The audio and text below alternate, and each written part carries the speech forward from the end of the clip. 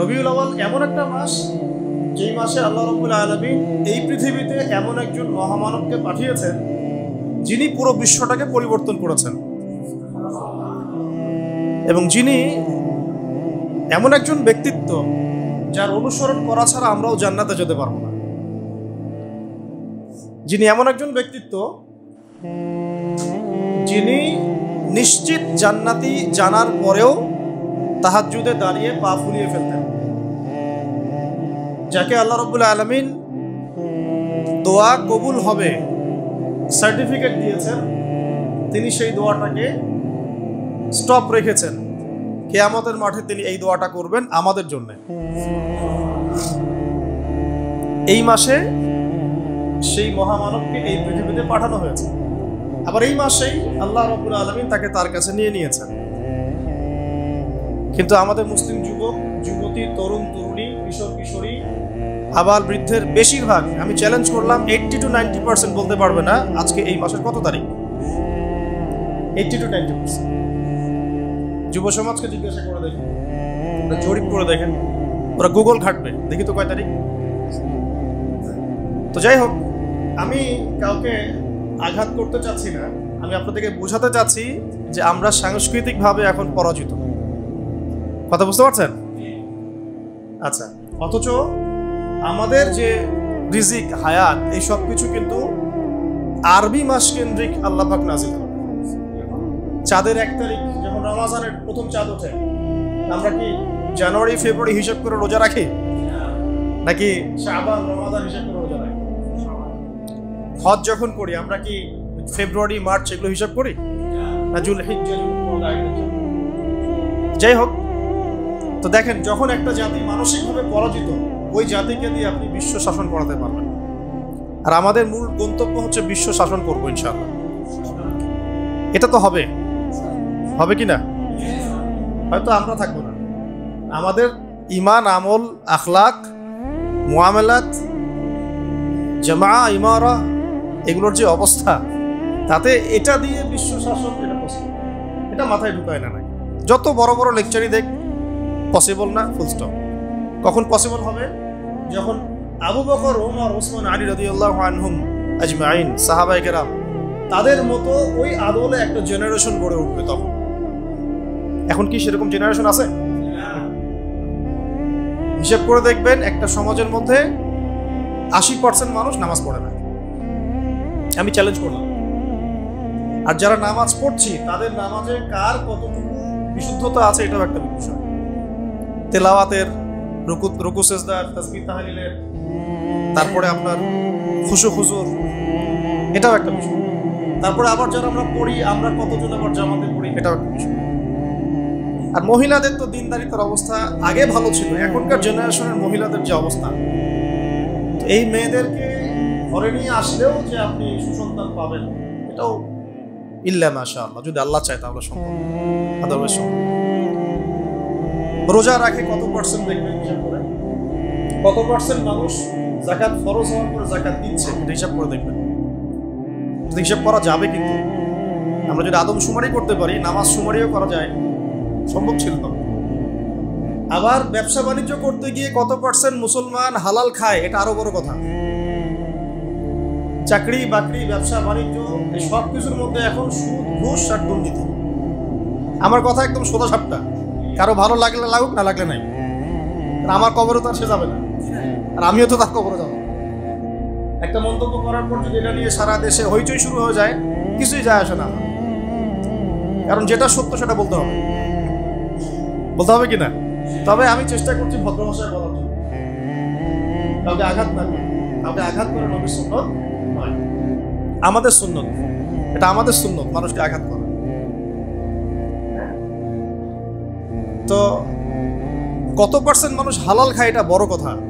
হালাল ইনকাম ছাড়া ইবাদত আবার কবুল হচ্ছে না। ঘরে ঘরে সুদ, চাকরির পরতে পরতে ঘুষ, ফাইল নড়ে না। আর দুর্নীতি বাংলাদেশের প্রধান সমস্যা। বাংলাদেশের প্রধান সমস্যা কিন্তু আপনার এটা নয় যে আমাদের ডলার নাই, ডলার সংকট, এইটা ওইটা, এগুলো মূল সমস্যা না। কিন্তু আমাদের এই পুরো ন্যাশনের 1 নম্বর সমস্যা হচ্ছে করাপশন, দুর্নীতি। আর এই নৈতিকতার শিক্ষাটা কোত্থেকে মানুষ পাবে? যে আমাকে যে ভালো হয়ে চলতে হবে, অন্যের হক নষ্ট করব না, করলে আল্লাহ ধরবেন, হ্যাঁ আমার দুর্নীতি করা যাবে না, এটা হারাম হচ্ছে, মানুষের হক নষ্ট হচ্ছে। এই শিক্ষাটা কি স্কুলে দিবে, কলেজে দিবে, বিশ্ববিদ্যালয়ে দিবে, নাকি আপনাকে নামাজ এবং কোরআন দিবে? ইসলাম থেকে আবার মানুষকে দূরেও সরাচ্ছি, আবার মানুষকে সুশীল বানানোর চেষ্টাও করছি। কি একটা অবস্থা! মানে আমি মদের লাইসেন্সও দিচ্ছি, আবার মদ থেকে মানুষকে বিরত রাখার চেষ্টা করছি। আশ্চর্য কথা। সিগারেট বিক্রিও করছি, আবার লিখছি যে এখানে ধূমপান স্বাস্থ্যের জন্য ক্ষতিকর। তাহলে বোঝেন, এই জাতিটাকে দিয়ে আপনি কি বিশ্ব শাসন করতে পারবেন? নবী সাল্লাল্লাহু আলাইহি ওয়াসাল্লামকে আল্লাহ পাক এমন একটা যুগে এই পৃথিবীতে পাঠিয়েছিলেন যেটা আমাদের চাইতেও জঘন্য একটা যুগ ছিল। আমরা এখন যে কথাগুলো বললাম, যে আমাদের অর্থনৈতিক মধ্যে সমস্যা, মুআমালাতের সমস্যা, ইবাদতের সমস্যা, এর চেয়েও জঘন্য একটা যুগে আল্লাহ রাব্বুল আলামিন তার প্রিয় হাবিব মুহাম্মদ সাল্লাল্লাহু আলাইহি ওয়াসাল্লামকে এই মক্কাতে পাঠিয়েছেন। ওটাকে আমরা কি বলি? আইয়ামে জাহেলিয়া। কোন মাসে, কয় তারিখে? এটা নিয়ে আরেকটা মিসকনসেপশন আছে, এটা নিয়ে অনেক বর্ণনা আছে। অনেকগুলো সিরাতের কিতাবের মধ্যে 12 তারিখ পাওয়া যায়, আর অনেকগুলো সিরাতের কিতাবের মধ্যে 9 তারিখ পাওয়া যায়। 9-12, অনেকে 10-11 বলেছেন। এটা নিয়ে একটা মত পার্থক্য আছে। তো মত পার্থক্য থাকবে, আমাদের ওই যে বললাম, আমাদের শেকড়ে যাইতে হবে। ডালপালা নিয়ে এত নাড়াচাড়ার প্রয়োজন আছে? এই মাসে আল্লাহ রাসূল সাল্লাল্লাহু আলাইহি ওয়াসাল্লামকে আল্লাহ পাক দুনিয়াতে পাঠিয়েছেন এই মানবতার মুক্তির দূত হিসেবে। এটাই বড় কথা, তাই না? এখন কিভাবে তিনি মানবতাকে মুক্তি দিয়েছেন ওইটা আমরা দেখব নাকি? আমাদের মূল জায়গাটা কোনটা? কিভাবে তিনি এই পথ ভোলা জাহেলি মানুষগুলোকে খাঁটি মানুষ বানালেন, এটা দেখবো নাকি? ওই সুন্নতটা যদি আমরা আবার চালু করতে পারি, তাহলে পৃথিবীর এমন কোনো সভ্যতা নাই যেটা পরিবর্তন হবে না ইনশাআল্লাহ। এই তো কথা। আচ্ছা, যে মানুষটাকে আল্লাহ পাক পাঠিয়েছেন এই বিশ্বের পরিবর্তন করার জন্য, কোরআন দিয়ে, সুন্নাহ দিয়ে, তার আদর্শ দিয়ে, আমরা তার উম্মত বলে দাবিও করি, এবং আমরা তাকে অনুসরণ না করলে জান্নাতে যেতে পারবো না। তিনি আমাদের জন্য সুপারিশ করবেন। সেই প্রিয় নবীর প্রতি ভালোবাসা তো আমরা খুব দেখাতে চাই। যখন কেউ তাকে গালিগালাজ করে বা কটূক্তি করে, আমরা তো অনেক ভালোবাসা দেখাতে চাই, এটা তো ভালো আসল। কিন্তু সেই নবীর জীবনী যদি আপনি না পড়েন, এটা কি আপনার জন্য লজ্জার নয়? আমাদের ব্যর্থতা না? আমার হাতে একটা পাতলা বই আছে, সিরাতের অনেক বই আছে। এটা মুফতি মোহাম্মদ শফি রাহিমাহুল্লাহ রচিত সিরাতে খাতামুল আম্বিয়া। এটা মাদ্রাসায় পড়ানো হয় আরবিতে, এটা বাংলা অনুবাদ করা হচ্ছে। তো এই বইয়ের পৃষ্ঠা সংখ্যা সর্বোচ্চ কত হবে? 140টার মতো। 140টা পৃষ্ঠা পড়তে কত ঘন্টা লাগে?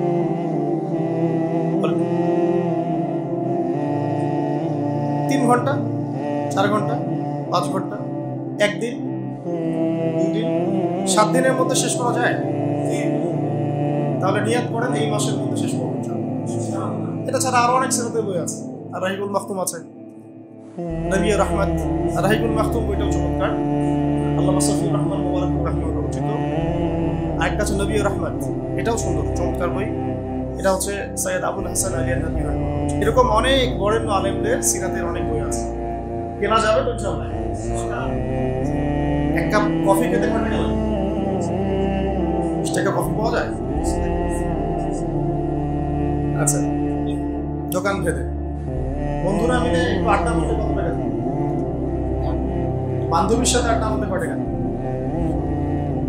বান্ধবীর সাথে আড্ডা মারলে আরো বেশি যায়, তাই না? আল্লাহ হেফাজত। তো একটা সিরাতের বই কিনতে কয় টাকা লাগতে পারে? 100 টাকা, 200 টাকা, 300 টাকা, 500 টাকা। খরচ করা যাবে না? আল্লাহ পাক তৌফিক দান করুন। এই মাসে নবী সাল্লাল্লাহু আলাইহি ওয়াসাল্লামকে আল্লাহ পাক পৃথিবীতে পাঠিয়েছেন এবং আস্তে আস্তে ওই জাহেলি সমাজটাকে পরিবর্তন করেছেন। কিভাবে পরিবর্তন করেছেন, নবীজি প্রথমে কি করেছেন, তারপরে কি, এটা পুরো বিশাল একটা হিস্ট্রি। 23 বছরের, কত বছরের? 23 বছরের হিস্ট্রি তো এক ঘন্টায় বা 10 মিনিটে বলা যাবে না, যাবে? তবে আমি একটা সারমর্ম বলছি আপনাকে, এই বইটার একটা সারমর্ম বলছি, মনোযোগ দিয়ে শুনুন। 1, নবী সাল্লাল্লাহু আলাইহি ওয়াসাল্লাম নবী হয়েছেন কত বছর বয়সে? 40। কত বছর বলেন? 40। ক্লাসের মতো মনে পড়ে। এর আগে 40 বছরের আগে আমাদের নবী সাল্লাল্লাহু আলাইহি ওয়াসাল্লাম কোনো অন্যায় করেছিলেন? কোনো মিথ্যা কথা বলেছেন? কোনো পাপ করেছেন? তিনি আগে থেকেই পবিত্র চরিত্রের মানুষ ছিলেন। ঠিক আছে, আমরা এখানে ওই বিষয়গুলো কথা বলছি না, তার বাবার নাম কি, মায়ের নাম কি, বংশ কি, এগুলো আপনারা পড়ে নিতে পারবেন। আমরা বলছি কিভাবে তিনি দিনটাকে প্রতিষ্ঠা করেন। নবী হওয়ার পরেই, নবী হওয়ার সাথে সাথে আল্লাহ রাব্বুল আলামিন তার উপরে ওহী করেছেন সূরা আলাকের প্রথম ৫ আয়াত। সূরা ইকরা বিসমি রাব্বিকাল্লাযী খালাক, এই সূরা। এখানে আল্লাহ পাক তাকে পড়তে বলেছেন। কি বলেছেন? পড়তে বলেছেন। কিন্তু আমাদের নবী সাল্লাল্লাহু আলাইহি ওয়াসাল্লাম পড়তে জানতেন না, পড়তে জানতেন। আল্লাহ পাক তাকে এভাবে কোনো স্কুল, কলেজ, মাদ্রাসা এভাবে তিনি পড়াশোনা করে আসেন নাই। আল্লাহ পাক তাকে জ্ঞান শিক্ষা দিয়েছেন। আল্লাহ পারেন কিনা? তার মানে এখন দিনের জন্য আমরা যাই করতে চাই না কেন, প্রথম কাজ কি বলেন? বুঝলেন তো? প্রথমে নবী সাল্লাল্লাহু আলাইহি ওয়াসাল্লাম প্রথম যে ওহীটা পেয়েছেন সেটা হলো ইকরা, পড়ুন। কি পড়বেন? বিসমি রাব্বিকাল্লাযী খালাক, আপনার সেই রবের নামে যিনি আপনাকে সৃষ্টি করেছেন। মানে যে জ্ঞান আপনাকে আল্লাহর কাছে নিয়ে যাবে ওই জ্ঞান আপনি শিখবেন, তাই তো? আর যে জ্ঞান আপনাকে আল্লাহ থেকে দূরে সরায় ওই জ্ঞান শিখবেন। তো প্রথম কাজ আমাদের তাহলে দিন নিয়ে যেটাই করতে চাই, চলতে চাই, দিন প্রতিষ্ঠা করতে চাই, প্রথম কাজ কি ভাই? আল্লাহ নবী সাল্লাল্লাহু আলাইহি ওয়াসাল্লাম ওহী পেলেন, এরপরে তিনি কাছের মানুষদেরকে দাওয়াত দেওয়া শুরু করলেন। তাহলে আমাদের সুন্নাহ কি? এখন আমাদের কাছের মানুষদেরকে দিনের দাওয়াত দেওয়া। তো দিনের দাওয়াত দেওয়ার আগে আবার নিজেকে ঠিক করতে হবে, নিজেকে জ্ঞান অর্জন করে আমল করতে হবে, করে প্র্যাকটিসিং মুসলিম হতে হবে। এবার আমি আমার কাছের মানুষদেরকে দাওয়াত দেব। কাছের মানুষ বলতে সবার আগে ইসলাম কবুল করেছেন কে? তার স্ত্রী খাদিজা রাদিয়াল্লাহু আনহা, কাছের মানুষ আবু বকর সিদ্দিক রাদিয়াল্লাহু আনহু, চাচাতো ভাই আলী ইবনে আবি তালেব, যায়েদ ইবনে হারেসা রাদিয়াল্লাহু আনহু, আস্তে আস্তে এভাবে উসমান ইবনে আফফান, আব্দুর ইবনে আউফ, সাদ ইবনে আবি ওয়াক্কাস, তালহা ইবনে উবাইদুল্লাহ, জুবাইর ইবনে আওয়াম, আস্তে আস্তে আস্তে আস্তে মানুষ ছড়াতে থাকে। প্রথম সুন্নাহটা কি তাহলে? আগেই একদম মানে কি বলবো, আগেই একদম বিশ্ব শাসন করার চিন্তা করেন, আগে কাছের মানুষদেরকে পরিবর্তন করেন। আর এই পরিবর্তন করতে গিয়ে অনেকে কথা শুনতে পারে, অনেকে কথা নাও শুনতে পারে। যারা শুনবে আলহামদুলিল্লাহ, যারা শুনবে না তাদের কোনো সমস্যা নেই। নবী সাল্লাল্লাহু আলাইহি ওয়াসাল্লামের অনেক চাচা ছিলেন, প্রায় 7 থেকে 9 জন। সবাই, কেউ কি ইসলাম কবুল করেছেন? মানে সবাই কি ইসলাম কবুল করেছেন? পরের দিকে আব্বাস রাদিয়াল্লাহু আনহু ইসলাম কবুল করেছেন। কিন্তু এই যে আবু জাহেলের নাম শুনেছেন, আবু লাহাবের নাম শুনেছেন, তারা কি সম্পর্কে নবী সাল্লাল্লাহু আলাইহি ওয়াসাল্লাম কি হতেন? তার মানে দাওয়াত দিলে কাছের সব মানুষ ইসলাম কবুল করবে বা দাওয়াত গ্রহণ করবে জরুরি না, নাও করতে পারে, বরং শত্রুতাও করতে পারে, তাই তো? কিন্তু আমাদের শুরুটা হবে এভাবে। তারপরে এরপরে নবী সাল্লাল্লাহু আলাইহি ওয়াসাল্লামকে আল্লাহ পাক ওহী করলেন, সূরা শুআরার মধ্যে আছে ওয়ানজির আশিরাতাকাল আকরাবিন। এবার তোমার বংশের আত্মীয়-স্বজনকে দাওয়াত দাও। বংশ আছে না আমাদের সবার? বংশের আত্মীয়-স্বজন সবাইকে নবী সাল্লাল্লাহু আলাইহি ওয়াসাল্লাম সাফা পাহাড়ের নিচে দেখেছেন। কোন পাহাড়? সাফা মারওয়া দেখেছেন কিনা? যারা গিয়েছেন দেখেছেন। সাফা তো আর আগের মতো নাই, এটা এখন ক্লাস দিয়ে বন্ধ করা আছে। তো সাফা পাহাড়ের পাদদেশে নবী সাল্লাল্লাহু আলাইহি ওয়াসাল্লাম এই ইয়া মা'শারুল কুরাইশ সবাইকে ডেকেছেন। ডেকে বলেছেন, আমি যদি তোমাদেরকে বলি এই পাহাড়ের পিছনে সেনাবাহিনী আছে, তোমাদেরকে আক্রমণ করবে, তোমরা কি বিশ্বাস করবে আমার কথা? সবাই বলছে হ্যাঁ করবো। কেন করবো না? তুমি হচ্ছে আমি সত্যবাদী, তুমি সবসময় সত্য কথা বলো, তোমার কথা কেন বিশ্বাস করবো না? তখন তিনি বললেন যে তোমরা তোমরা সবাই বলো যে আল্লাহ ছাড়া প্রকৃত কোনো মাবুদ নাই, তাহলে সফল হবে। ব্যাস এই বলার সাথে সাথে নবী সাল্লাল্লাহু আলাইহি ওয়াসাল্লামকে পাথর মারা শুরু। আবু লাহাব কে মেরেছে প্রথম? ওই জন্যই তো সূরা নাযিল হলো, তাব্বাত ইয়াদা আবি লাহাব। ব্যাস এই হলো শুরু। তারপরে নবী সাল্লাল্লাহু আলাইহি ওয়াসাল্লাম নবুয়তের বয়স কত? 23 বছর। কত বছর? এই 23 বছরের মধ্যে মক্কায় ছিলেন কত বছর বলেন? 13 বছর। আর মদিনায় 10। প্রথম 13 বছর মক্কায় ছিলেন। প্রথম 13 বছরের প্রথম 3 বছর তিনি এইভাবে গোপনে দাওয়াত দিয়েছেন। কত বছর? আমরা তো 3 দিন দাওয়াত দিই সবসময়, তাই না? প্রথম 3 বছর আল্লাহর নবী গোপনে দাওয়াত দিয়েছেন, গোপনে গোপনে, individually, man to man, door to door. তারপরে তিনি প্রকাশ্যে দাওয়াত দেওয়া শুরু করলেন। আর যখনই প্রকাশ্যে দাওয়াত দেওয়া শুরু করলেন ব্যাস তখনই তার উপরে অমানবিক সব নির্যাতন নেমে আসে। আমরা উমরা সফরে একবার মক্কায়, একবার মদিনায়, দুইবার আমরা জামাত আগে যেতে পারি নাই, কাতারের সামনে যেতে পারি নাই। তো তাপমাত্রা দেখলাম সেদিন প্রায় 44 ডিগ্রি তাপমাত্রা, 44 কি 42 ডিগ্রি তাপমাত্রা। তো বাধ্য হয়ে একদিন মক্কায় আমাদেরকে রাস্তায় নামাজ পড়তে হয়েছে। রাস্তা মানে হারামের মধ্যেই, যারা হজ উমরা করেছেন তারা তো জানেন হারামের সাথেই রাস্তায়। ওটা ওখানকার একটা কমন বিষয়, নামাজের আজান হয়ে গেলে মানুষ দাঁড়িয়ে যায়, ওখানে রাস্তায় দাঁড়িয়ে হারামের মদিনাতে রাখে। তো ওই গরমের মধ্যে আর জায়গা না পেয়ে রাস্তায় একদিন দাঁড়াতে হবে। দাঁড়াতেই জায়নামাজের উপরে দাঁড়াতে আমাদের হিমশিম খেতে হচ্ছে, মনে হচ্ছে পা পুড়ে যাবে। তার উপর রুকু করা, সিজদা করা, তাশাহুদের শেষ বৈঠক, কপাল লাগানো। তখন একজন সাহাবীর কথা মনে পড়ছে, বেলাল রাদিয়াল্লাহু আনহু। সাহাবী বেলাল রাদিয়াল্লাহু আনহু। এটা তো কিছুই না, তাকে মরুভূমির গরম বালির মধ্যে শুইয়ে উপর থেকে চাবুক মারা হয়েছে, তার উপর বুকে পাথর চাপানো হয়েছে। তো নির্যাতনের, আমরা আসলে নির্যাতনের নও জানি না। এই যে আমাদের জেল, তারপরে এগুলো কিছু নির্যাতন যা হয়েছে সাহাবীদের উপরে এবং আমাদের নবী সাল্লাল্লাহু আলাইহি ওয়াসাল্লামের উপরে, এটা কল্পনার বাইরে। আমরা এটা কল্পনা করতে পারি। আমরা এই যে পৃষ্ঠার মধ্যে এগুলো পড়ি, এখানে পড়লে তো আর আপনি ফিল করতে, আমরা তো ফিল করতে পারবো, অনুভব করতে পারবো। যারা ওই সময় ছিলেন, দেখেছেন, তারা বুঝবেন, তাই না বিষয়টা? নবী সাল্লাল্লাহু আলাইহি ওয়াসাল্লামকে প্রায় 15 বার হত্যা করার চেষ্টা করা হয়েছে এবং তাকে মোটামুটি মানুষ প্রায় 15-16টা গালি দিয়েছে সারা জীবন। কাকে গালি দিয়েছে? এমন একজন মানুষকে যার সামনেও কোনো গোনা নাই, পিছনেও কোনো গোনা নাই, যিনি তার সমস্ত পরিশ্রম করছেন উম্মার জন্য, তার নিজের স্বার্থে নয়। আর তিনি তো যাবেন মাকামে মাহমুদে, তিনি তো একদম জান্নাতুল ফিরদাউস, তার তো কোনো হিসাবও নেই আছে। তাহলে তিনি কেন পরিশ্রমগুলো করলেন, কেন মার খেলেন, কেন গালি খেলেন? তাদের জন্য, আমাদের জন্য, আপনাদের জন্য। এই তো এই যে কিয়ামত পর্যন্ত যত মানুষ আসবে তাদের জন্য। আর আমরা কেমন নাফরমান উম্মত, তার জীবনীও পড়ি না, তার সুন্নত আমল করি না, তার সুন্নত সম্পর্কে জানিও না, তার রেখে যাওয়া যে দিন একটা আমানত, এই দিনটার খেদমতে কিছু করবো সেটা করতে। আপনারা যদি কখনো হজ বা উমরা করতে যান, অবশ্যই রাসূল সাল্লাল্লাহু আলাইহি ওয়াসাল্লামের রওজায় তো যাবেন সালাম দিতে।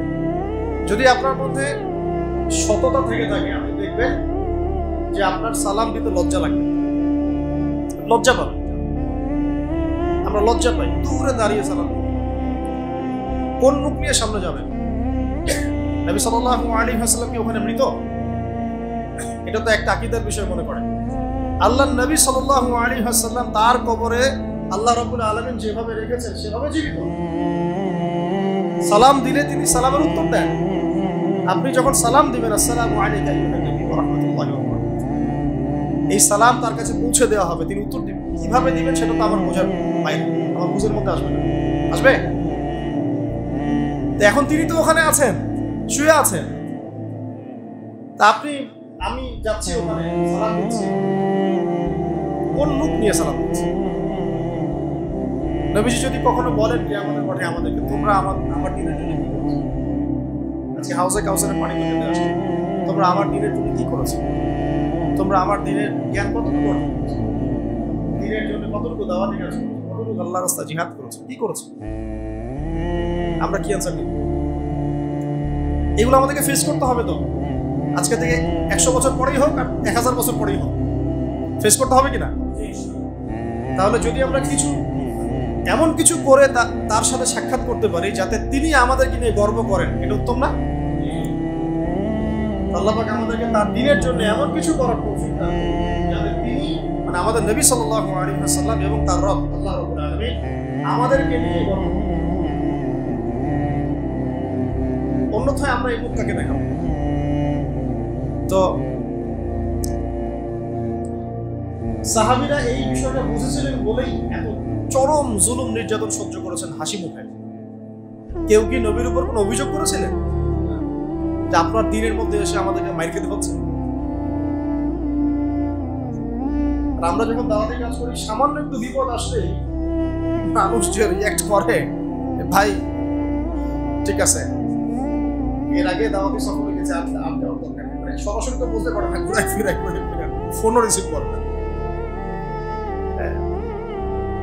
কেউ যদি আল্লাহ রাস্তায় দাওয়াতের কাজ, দিন প্রতিষ্ঠার কাজ করতে যায়, তার উপর বিপদ আপদ আসে, বিপদ আপদ আসার আগ পর্যন্ত পিছনে থাকে, বিপদ আপদ আসলে আর পিছনে কাউকে পাওয়া যায়। এমনকি এমন অনেক ওলামায়ে কেরাম বলেছেন যে আমরা জেলখানায় ছিলাম, আমাদেরকে দেখতে পানি পর্যন্ত দিতে যায় না, অথচ যখন আমরা বয়ান করতাম আমাদের বয়ানের সাথে সাথে বলতো ঠিক। বুঝতে পারছেন যে বাংলাদেশের অবস্থা। এই জন্যই বললাম যে এই জিনিসগুলো যদি সংশোধিত না হয়, বৃহৎ পরিসরে দিনের বিষয়টা সম্ভব না। কি স্বার্থে সাহাবীরা এই ত্যাগটা স্বীকার করেছেন? জান্নাতের স্বার্থে। আমরা নবী সাল্লাল্লাহু আলাইহি ওয়াসাল্লামের সাথে আছি কেন? আল্লাহর জন্য, আল্লাহর জন্য তাকে মহব্বত করে, আল্লাহর জন্য তার সাথে আছে। এবং অবর্ণনীয় নির্যাতন, মানে নির্যাতনের কথাগুলো বললে এখানেই আর কি অনেক সময় চলে যাবে। কোন সাহাবী চামড়া পুড়িয়ে দেওয়া হয়েছে, কোন সাহাবীর জ্বলন্ত আগুনের মধ্যে শুইয়ে দেওয়া হয়েছে, কোন সাহাবীকে পৈতৃক সম্পত্তি থেকে বঞ্চিত করা হয়েছে, কোন সাহাবীকে ঘরের মধ্যে বন্দি রাখা হয়েছে, কোন সাহাবীকে শুলদণ্ড দিয়ে হত্যা করা হয়েছে। একজন মহিলা সাহাবীকে, মহিলাদের যে লজ্জাস্থান, এখানে বর্ষা ছিলেন, বর্ষা চোখা বর্ষা, বর্ষা নিক্ষেপ করা হয়েছে। সে সাহাবীর নাম সুমাইয়া রাদিয়াল্লাহু আনহা, সুমাইয়া রাদিয়াল্লাহু আনহা। তাদের স্যাক্রিফাইসের সামনে আমাদের স্যাক্রিফাইসের কোনো দাম আছে? এই নির্যাতন চলতে থাকলো প্রায় ধরেন 6 থেকে 7 বছর। কত বছর? অমানবিক নির্যাতন। এর মধ্যে আরো 3 বছর তাদেরকে সমাজ থেকে বয়কট করে দেওয়া। সমাজের কেউ তাদের সাথে মিশবে না, কথা বলবে না, ব্যবসা করবে না, মনে করেন আপনাদের এই কয়েকজন মানুষকে সমাজ থেকে বয়কট করে দেওয়া, বাড়িঘর থেকে সব উচ্ছেদ করে দেওয়া। তাহলে এখন কি করবেন? কিভাবে চলবেন? খাবেন কি? কোথায় থাকবেন? 3 দিনে আমরা অস্থির হয়ে যাবো। 3 দিন হবে না? 3 দিন কেন? 3 ঘন্টায় অস্থির হয়ে যাবো। আর তাদেরকে এইভাবে বয়কট করে রাখা হয়েছে 3 বছর। কত বছর? এই 3 বছর তারা ছিলেন শিয়ারে আবু তালেব চাচা আবু তালেবের পাহাড় ছিল, ওই পাহাড়ের পাদদেশে তারা থাকে। এত ফ্লেক্সিবল ছিল না লাইফ, তাঁবুর নিচে থাকতেন। ওই সময় তারা ব্যক্তিত্বের পরিচয় দিয়েছেন। কেউ কেউ খাবার দিয়ে যেত, উট চালিয়ে দিত যে উটটা খাবার নিয়ে যাক। হামজা রাদিয়াল্লাহু আনহু বলতেন এরকম অনুদানের খাবারের আমাদের দরকার নেই, খাবার ফেল, আল্লাহ যখন আমাদের ব্যবস্থা করবেন তখন। এই সময় কোনো কোনো ক্ষেত্রে এমন হয়েছে যে তারা গাছের ছাল পাতাও খেয়েছে। গাছের ছাল আছে না, ছাল পাতাও খেয়েছে। ওই সময় অনেক সাহাবী গর্ভবতী ছিলেন, সন্তান প্রসব হয়েছে, বাচ্চাকে দুধ দিতে পারছিলেন। আপনারা কি অনুভব করতে পারছেন সিচুয়েশনটা কেমন ছিল? আমিও আসলে ব্যাখ্যা করতে পারছি না। তো এই অবস্থা ছিল 3 বছর। এরপরে আল্লাহ রাব্বুল আলামিনের পক্ষ থেকে সাহায্য আসলো, এই বয়কটটা উঠে যায় অলৌকিকভাবে। তাদের চুক্তিনামাটা আল্লাহ পাক পোকা দিয়ে খাইয়ে দিয়েছেন কাবার মধ্যে লটকা বসে। এই পুরো বিষয়গুলোর পিছনে কারা ছিল? আবু জাহেল, আবু লাহাব, উতবা, শাইবা, রাবিয়া, আশরাক বিন শারিক, এরকম কিছু নেতা। তো এই নেতারা কি নবীকে দেখে নাই? নবীর কোরআন তেলাওয়াত শুনে নাই? সাহাবীদেরকে দেখে নাই? নবী সাল্লাল্লাহু আলাইহি ওয়াসাল্লাম কি তাদেরকে দাওয়াত দেন নাই? তাদের কি দুনিয়ার সম্পদের অভাব ছিল? তাদের কি রাজনৈতিক ক্ষমতার অভাব ছিল? নবীজি উল্টা বলেছিলেন, আপনারা যদি ইসলাম কবুল করেন, শুধু আরব না, পুরো বিশ্বের শাসন করতে হবে, শাসন করতে হবে। পরবর্তীতে ইসলাম সারা বিশ্বে ছড়িয়ে পড়েছিল না? যে ওমর রাদিয়াল্লাহু আনহু প্রথম দিকে এক পর্যায়ে নবী সাল্লাল্লাহু আলাইহি ওয়াসাল্লামের বিরুদ্ধে চলে গিয়েছিলেন, তাই না? একটা বর্ণনা আছে না যে তাকে হত্যা করার জন্য তরবারি হাতে গিয়েছিল। ওই ওমর রাদিয়াল্লাহু আনহু যখন ইসলাম কবুল করলেন, আল্লাহ পাক তাকে খলিফা বানিয়ে দেন নাই? এটা নবীজি বুঝাচ্ছিলেন, আপনারা যদি ইসলাম গ্রহণ করেন, আমার চাচারা শুধু আরবের না, আজমের রাজত্ব পাবে। শুধু লা ইলাহা ইল্লাল্লাহ। তারা এটা কেন করলো? কারণ এটা করলেই তাদের দুনিয়াবী স্বার্থ নষ্ট হয়ে যাবে। তাদের এই বুদ্ধি কেন্দ্রিক ব্যবসা, তাদের পলিটিক্যাল নবীর আনুগত্য করতে হবে, হ্যাঁ, তখন সবাই ধনী গরিব সমান হয়ে যাবে, মানুষের কোনো ভেদাভেদ থাকবে না, ঠিক আছে, ওদের মন গড়া অর্থনীতি চলবে না, মন গড়া সংস্কৃতি চলবে না, এক কথায় কোরআন এবং সুন্নাহর সামনে আত্মসমর্পণ করতে হবে। ব্যাস এই কারণেই তো তারা করলো না। এখনো সারা বিশ্বে যারা করছে না, এইগুলো কারণ না, এছাড়া কোনো কারণ আছে? এইগুলোই বুঝবেন। সিরাত শুধু পড়বেন না, সিরাতটাকে এই বর্তমান প্রেক্ষাপটের সাথে মেলাবেন। এখন সিরাত থেকে কিভাবে শিক্ষা নিতে হবে, এখন সিরাত থেকে আমরা কোন শিক্ষা নেবেন, কিভাবে? এখন তো সেই উটের যুগ নাই, এখন আপনি এয়ারক্রাফটে চলছেন, ঠিক আছে, এখন তো সেই আপনার ঘোড়ায় আপনি চলছেন, আপনি বাস ট্র্যাকে চলছেন, ইত্যাদি কারা চলছেন, কিন্তু দেখবেন পলিসিগুলো কিন্তু চেঞ্জ হয় না। প্রযুক্তি পরিবর্তন হয়েছে কিন্তু নীতি নৈতিকতা পলিসিগুলো কিন্তু চেঞ্জ হয়েছে। একই বিষয়গুলো করে আসবে, শুধু প্রযুক্তিগত না। যে দোয়া আপনি করতেন ওই সময়, ওই যুগে সাহাবীরা ঘোড়ায় উঠে বা গাধার পিঠে উঠে, এই একই দোয়া আপনি করছেন এখন প্রাইভেট কারে। মানে আপনার যেটা আমি বোঝাতে চাচ্ছি যে পলিসি কিন্তু চেঞ্জ হয় না, চেঞ্জ হয়েছে কি প্রযুক্তি, অবস্থান, সময়, এত। তাহলে সিরাতের শিক্ষা কি ওই যুগে চলবে, এই যুগে চলবে না? তাহলে ওই যুগে যেভাবে সিরাত থেকে প্রতিষ্ঠা হয়েছে, এই যুগেও ওভাবেই হবে, কিন্তু হয়তো প্রযুক্তিগত কিছু পার্থক্য থাকবে, পদ্ধতিগত কিছু পার্থক্য থাকবে, সুন্নাহ থাকবে, তাই না? সুন্নাহ প্রথম শিক্ষা একটু মনে করা ইলম অর্জন, মানে কি কোন কিসের ইলম? যে ইলম আপনাকে আল্লাহর দিকে নিয়ে যাবে, কোরআন হাদিস ইসলামের মৌলিক জ্ঞান। এরপরে আপনি যে কোনো জেনারেল শিক্ষাও শিক্ষিত হতে পারেন, সমস্যা।